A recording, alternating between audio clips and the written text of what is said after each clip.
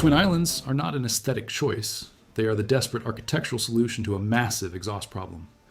When the Royal Navy laid down the Queen Elizabeth class, they committed to building a 65,000-ton surface combatant powered entirely by fossil fuels. This meant incorporating gas turbine intakes and exhausts so massive that running them through a single traditional island would have consumed a devastating amount of hangar space. By splitting the superstructure in two, British naval architects saved the hangar but created an aircraft carrier that looks unlike anything else sailing the blue water today. This was not a stylistic flourish, but a brutal compromise born of a budget that forbade nuclear propulsion, setting the stage for a vessel that is simultaneously an engineering marvel and a lightning rod for defense criticism. The decision fundamentally altered the ship's center of gravity, its radar cross-section, and the daily rhythm of its crew. For decades leading up to this point, the Royal Navy had been operating the Invincible-class light aircraft carriers, which were essentially anti-submarine cruisers that masqueraded as flat tops to survive political budget cuts. Those 22,000-ton ships kept the fleet aviation dream alive during the Falklands War, but they could never provide the sort of sustained, overwhelming strike capability demanded by modern carrier strike groups. When the Ministry of Defense finally authorized a replacement program, the mandate was staggering in its ambition and incredibly restrictive in its funding. The new carriers had to be capable of launching 72 sorties a day, carrying up to 40 aircraft, and projecting influence across a staggering 10,000 nautical mile range. Furthermore, they had to achieve this while remaining within a severely constricted fiscal envelope that had politicians scrutinizing every pound sterling. The architects were effectively told to build an American-style supercarrier on a European austerity budget, an inherent contradiction that would ripple outward through every single blueprint, wiring diagram, and structural steel choice made over the next 2 decades. The pressure to deliver a world-class vessel under these harsh economic conditions forced British engineers to rethink fundamental carrier design from the keel up. They had to abandon cherished naval traditions in favor of radical, untested structural arrangements that would redefine the Royal Navy for a century. The resulting ship is a fascinating study in prioritizing absolute necessities while ruthlessly discarding capabilities deemed too expensive to sustain. If detailed technical breakdowns of naval architecture and maritime strategy interest you, subscribe. I've got more of these coming. Now, to truly understand the immense scope of what was built, we must look past the pristine public relations photographs and dig into the greasy, vibrating reality of her propulsion spaces and cavernous hangar decks. The sheer physical scale of the project required a manufacturing approach that fundamentally changed the British shipbuilding industry. Because no single shipyard in the United Kingdom was large enough to build the entire 65,000-ton vessel from the keel up, the hull was designed as a series of massive modular blocks. These gigantic sections of steel were fabricated in separate historic yards across England and Scotland, ranging from Appledore to the River Tyne, before being loaded onto heavy-lift ocean barges. They were then transported through treacherous coastal waters to the massive dry dock at Rosyth, where an immense custom-built Goliath crane delicately hoisted the 1,000-ton modules into place. This distributed manufacturing method was an incredible logistical triumph. But it also introduced thousands of complex weld seams and electrical integration points that had to align perfectly. It was a structural gamble that paid off, but it pushed the limits of modern computer-aided naval architecture to the absolute breaking point. The most critical decision made early in the design phase was the rejection of a pressurized water reactor in favor of integrated fluid-cooled electric propulsion. A nuclear reactor would have granted unlimited range and high-speed transit without the tether of a fleet oiler, but the upfront capital cost was simply out of the question. Additionally, the extreme expense of specialized nuclear dry docks and the requirement for highly trained decommissioning crews would have crippled the operational budget for decades. Instead, engineers installed 2 Rolls-Royce Marine Trent 36-megawatt gas turbines and 4 Wärtsilä diesel generators, creating a massive floating power station. This impressive machinery plant is capable of generating 109 megawatts of electricity, which is enough to power a medium-sized town. This power grid does not mechanically drive the massive twin shafts. Instead, it feeds 4 massive advanced induction motors located deep in the hull near the stern. The immediate benefit of this electrical architecture is that it separates the prime movers from the propellers, reducing the acoustic signature radiating into the ocean. This allows the ship to cruise efficiently on diesels alone during routine patrols. or sprint at 25 knots when the gas turbines roar to life for flight operations. Furthermore, this decoupling eliminates the need for massive, heavy mechanical reduction gears and long drive shafts running through the center of the ship.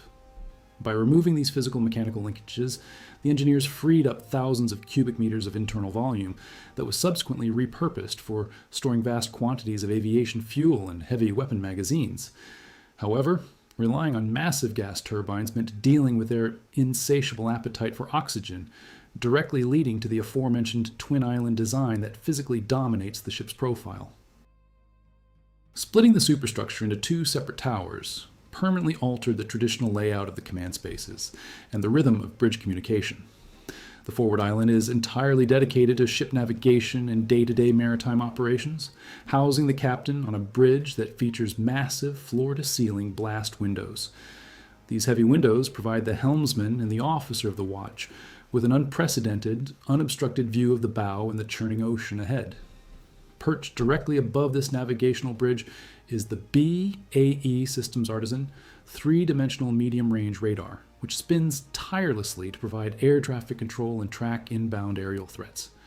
Keeping the navigation team isolated in this forward position allows them to focus solely on the safe handling of a colossal vessel, without the deafening distraction of flight operations happening directly overhead.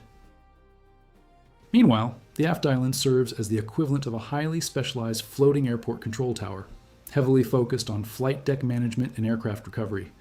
The flight control center protrudes over the edge of the flight deck, giving the air boss a perfect vantage point to monitor jets as they transition from forward flight to vertical hover. Atop this rear structure sits the massive S-1850 Mike long-range radar, an imposing black square capable of tracking up to 1,000 targets at a range of 215 nautical miles. By physically separating these two vital radar arrays on completely different structures, the ship practically eliminates electronic interference between the transmission systems. This grants the Combat Information Center buried deep within the hull an exceptionally clear, unfiltered picture of the airspace for hundreds of miles in every direction.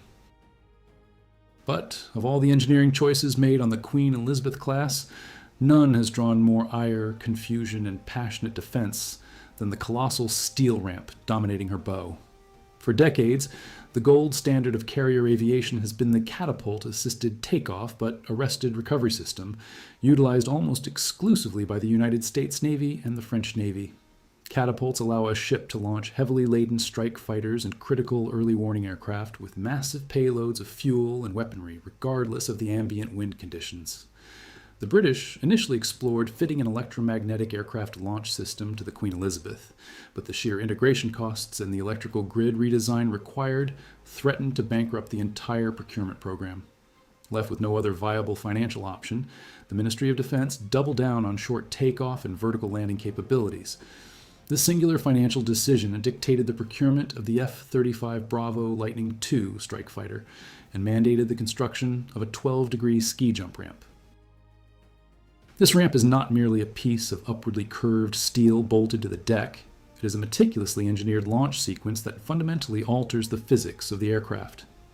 As the F-35B accelerates forward under maximum military thrust, the ramp forcefully throws the aircraft upward into the sky. This sudden upward trajectory converts forward momentum into altitude, buying the jet's internal computer precious seconds to engage its lift fan and articulate its rear exhaust nozzle. This aerodynamic trick allows a heavily loaded fighter to claw its way into the sky with a fraction of the deck space required by a conventional rolling takeoff. The undeniable advantage of this setup is sheer mechanical simplicity, as there are no steam pipes to burst, no complex electromagnetic rails to short out, and virtually no moving parts to maintain on the bow. Yet the strategic price of this simplicity is exceptionally steep, because it completely prevents the carrier from launching traditional, heavy, fixed-wing airborne early warning aircraft. Without catapults, the fleet is forced to rely instead on inherently limited helicopters, carrying external radar bags to spot low-flying anti-ship missiles over the horizon. Furthermore, the true engineering nightmare begins when that same strike fighter returns to the ship to execute a vertical landing on the deck. The downward thrust from the engine generates exhaust temperatures so extreme that they would actually melt traditional non-skid flight deck paint and warp the steel plating beneath it. To prevent the carrier from literally buckling under the blistering heat of its own aircraft, engineers had to develop a revolutionary metallic thermal coating. This specialized layer, applied via a robotic plasma spray, reflects the heat and protects the structural integrity of the flight deck during prolonged hover operations. Moving aircraft between the enclosed maintenance bays and this heat-resistant weather deck relies on two colossal deck-edge elevators. Each of these massive platforms is capable of lifting two heavily armed strike fighters from the hangar to the flight deck in under 60 seconds. The decision to place both of these elevators on the starboard side, directly integrated between the two superstructure islands, drastically simplifies the internal traffic flow. It keeps the port side of the ship completely clear for aircraft recovery and emergency barricade rigging, maximizing the usable real estate on the flight deck. However, this asymmetric weight distribution forces the automated ballast system to work overtime, constantly shifting thousands of gallons of water to the port side to keep the vessel on an even keel when the platforms are loaded. In a combat scenario, the loss of either of these critical lifters to battle damage would immediately cut the sortie generation rate in half, presenting a terrifying single point of failure. Transitioning from the theoretical physics of the drawing board to the unforgiving reality of the North Atlantic reveals exactly why British shipwrights built this hull with such massive internal volume. When a 65,000-ton surface combatant plunges into a winter storm, the hydrodynamic forces tearing at the flared bow are nearly incomprehensible. To counter this, the ship features a deeply V-shaped forward hull structure that efficiently cleaves through 20-foot swells while directing the violently displaced salt water away from the flight deck. Down in the engineering spaces, watchstanders rely on an incredibly sophisticated automated ballast system that continually pumps thousands of tons of seawater between internal tanks. This digital ballet of rapid water management drastically reduces the ship's roll and pitch, neutralizing the worst effects of the heavy weather. By keeping the deck relatively flat, the system ensures that the flight deck provides a stable platform for a pilot to bring an 80 million pound sterling jet down onto a pitching steel runway in the dark. Understanding the sheer violence of the environment these ships operate in frames the earlier design compromises in a much more practical and forgiving light. The reliance on the ski jump and vertical landing aircraft means the deck crew never has to wrestle with snapping arresting cables or maintaining complex steam valves while freezing ocean spray coats the flight deck. By deliberately stripping away the complex launch and recovery hardware, the Royal Navy drastically reduced the maintenance burden on a crew operating thousands of miles from the nearest shipyard. Knowing what you now know about its performance in heavy seas, do you think the design trade-offs were worth it? Share your thoughts below. The reality of sustaining combat operations is that every piece of machinery that can break eventually will break, and mechanical simplicity often equates directly to operational survival in a maritime conflict. That dramatic reduction in maintenance burden was not just a convenient luxury, it was an absolute necessity dictated by a severe human resources crisis. Modern naval forces across the globe are struggling with recruitment, and traditional supercarriers require a staggering crew of over 5,000 sailors to keep the vessel fighting. The Queen Elizabeth class, by stark contrast, was explicitly designed to operate with a core ship's company of just under 700 personnel. This incredibly lean crew swells to only 1,600 total souls when the full air group is embarked for deployment. Achieving this unprecedented level of manpower reduction required wiring the entire ship with a highly complex mechanized handling system that acts as the robotic nervous system of the vessel. This highly automated mechanized handling system safely moves heavy air-to-ground munitions and missiles from deep internal magazines straight up to the hangar deck with the simple push of a button. While this heavy reliance on automation saves millions of pounds in payroll and victualling costs over the lifespan of the ship, it introduces terrifying vulnerabilities during combat operations. If a hostile anti-ship missile pierces the hull and sparks a raging fuel fire, there are drastically fewer human hands available to man the damage control hoses. In a traditional carrier, hundreds of cooks, clerks, and mechanics can be drafted into emergency firefighting teams to save the ship from foundering. On the Queen Elizabeth, the automated fire suppression systems must work flawlessly because the human damage control reserve is perilously thin and stretched to the absolute limit. This terrifying lack of reserve damage control personnel places an extreme, almost unbearable burden on the ship's ability to defend itself from incoming kinetic strikes before they can actually impact the outer hull plating. Surprisingly, for a vessel of such immense strategic value and cost, the Queen Elizabeth class carries virtually no offensive or long-range defensive weaponry of its own. Her organic defense consists entirely of 3 Phalanx Close-in Weapon System Block 1. Bravo mounts, which spew a terrifying wall of 20mm tungsten rounds at incoming missiles. This close-range umbrella is supplemented by 30mm automated chain guns, designed to chew up asymmetric threats like fast attack craft or suicide drones. She possesses no vertical launch system cells, no long-range interceptor missiles, and absolutely no anti-submarine torpedo tubes, making her entirely reliant on her escort screen of Type 45 destroyers and Type 26 frigates.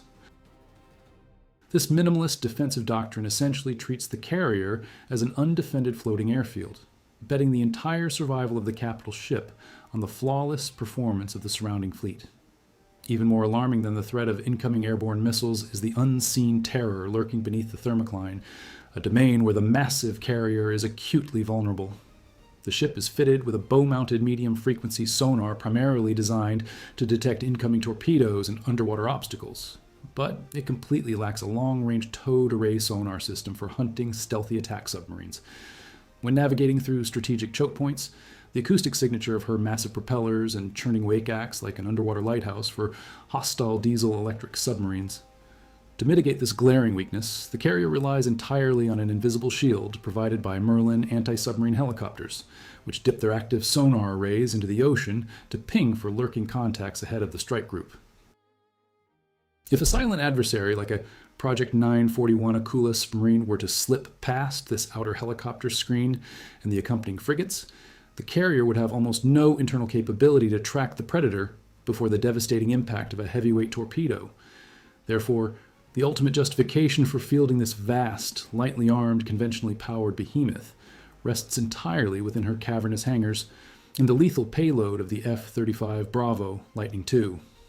This 5th-generation strike fighter is essentially a flying supercomputer, absorbing electronic intelligence, radar signatures, and infrared data while deep in hostile airspace.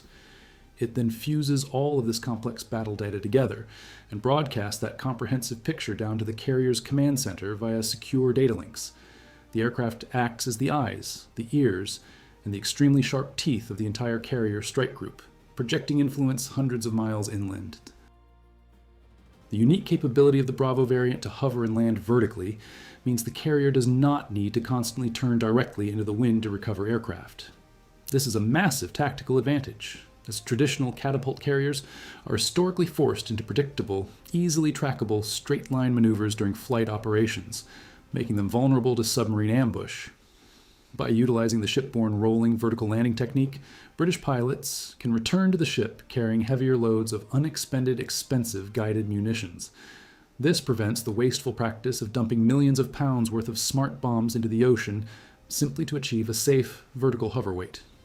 The synergy between the ramp-equipped hull and the advanced vertical landing fighter creates a sortie generation rate that provides an incredibly potent or rapidly deployable strike package, tailored perfectly for expeditionary warfare. Generating combat sorties is only part of the complex logistical equation, as keeping the ship fighting requires a continuous influx of supplies via replenishment at sea. This highly dangerous maneuver involves sailing 2 massive ships side by side at a steady 14 knots, while tensioned cables transfer heavy fuel hoses and pallets of dry stores. It is a grueling, all-hands-on-deck evolution, where a single snapped cable could result in a catastrophic collision, leaving the carrier highly vulnerable to enemy intervention. Furthermore, maintaining this state-of-the-art projection of power involves fighting a constant war against saltwater corrosion, which relentlessly attacks the outer hull. Getting a vessel with a draft of 11 meters and a beam of 73 meters into a dry dock is an engineering spectacle in itself, requiring the precise calculation of tidal charts. Inside the dry dock, engineers labor in cramped, freezing voids to inspect the massive twin shafts and the colossal propeller blades for micro-fractures, battling the insidious rust that threatens the watertight bulkheads. Life aboard the ship during a standard 9-month deployment oscillates wildly between periods of intense, adrenaline-fueled operational tempo and long stretches of mind-numbing repetition inside a steel labyrinth. The living spaces, while significantly improved over the cramped conditions of Cold War-era cruisers, are still subject to the constant deep bass vibration of the diesel generators. Crew members exist in artificial lighting for weeks at a time, relying on the ship's internal network to stay connected to families, though bandwidth is ruthlessly throttled during sensitive operations. Meals are served in massive communal dining halls that must turn over hundreds of plates an hour, serving heavy caloric loads to sustain exhausted flight deck crews. These deck operators spend 12 hours a day fighting hurricane-force wind blasts and hauling heavy chains, meaning the pressurized environment fosters intense camaraderie, but also rapidly accelerates physical fatigue. Making the seamless integration of automated systems work is therefore critical to preventing exhaustion-induced mistakes during highly dangerous nighttime flight operations. To truly grasp where the Queen Elizabeth stands in the global naval hierarchy, one must look at how she compares to her immediate blue water contemporaries. When placed alongside the French carrier Charles de Gaulle, the British vessel is substantially larger and carries a much more capable stealth fighter aircraft. Yet, the French ship crucially retains nuclear propulsion and catapults, allowing it to fly specialized radar planes and operate completely independently of fossil fuel supply lines. Against the American Gerald R. Ford class supercarriers, the British ship is undeniably outclassed in sheer sortie generation, defensive armament, and sustained top speed. However, the true brilliance of the British design emerges when you evaluate the strategic return on financial investment. The Queen Elizabeth was acquired for roughly one-third the cost of a Ford-class carrier, delivering perhaps 70% of the strategic capability for a fraction of the fiscal hemorrhage. This makes the British design an incredible achievement in modern value engineering, proving that a medium-sized global power can still field an expeditionary strike group without entirely bankrupting the national treasury. Looking to the future, the massive structural volume built into these ships ensures they possess a deep reservoir of modernization potential to adapt as naval warfare inevitably shifts. The Royal Navy is already aggressively exploring the integration of medium-sized uncrewed aerial vehicles to take over the aerial refueling and early warning roles currently hobbling the air wing. Engineers are testing modular catapult systems designed specifically to launch heavy combat drones, systems that can be bolted onto the expansive flight deck without requiring a deep hull redesign. Furthermore, the massive electrical generation capacity of the integrated power system leaves plenty of overhead for the eventual installation of directed energy weapons. This power surplus could easily allow the fleet to swap out the kinetic phalanx close-in weapon system cannons for high-energy laser systems in the coming decades.